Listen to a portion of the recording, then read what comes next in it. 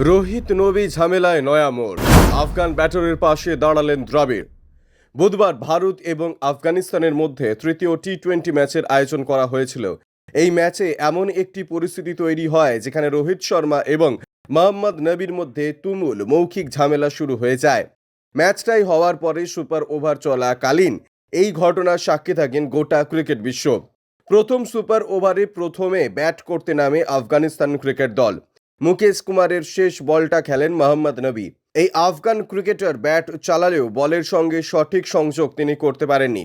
এরপর বলটা ভারতীয় উইকেট কিপার সঞ্জু স্যামসনের কাছে যায়। এদিকে নবীও দৌড়তে শুরু করে দিয়েছিলেন। নবী নিজের লাইন ধরেই দৌড়চ্ছিলেন। ইতিমধ্যে সঞ্জু বোলারের দিকে বলটা ছুড়ে দেন। সেই বলটা শেষ পর্যন্ত নবীর পায়ে আঘাত করে এবং অন্যদিকে চলে যায়। এই পরিস্থিতিতে নবী আরও 2 রান সংগ্রহ করে নেন। সেখানে আফগানিস্তান ক্রিকেট দল আরও একটি রানের দাবিদার ছিল না।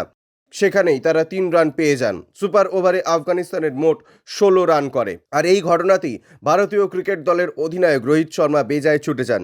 নবীর কাছে গিয়ে তিনি বলেন এটা একেবারেই ভুল সিদ্ধান্ত। রোহিতের কথায় বলটা একবার পায়ে লাগার পর নবীর আর রান নেওয়া উচিত হয়নি।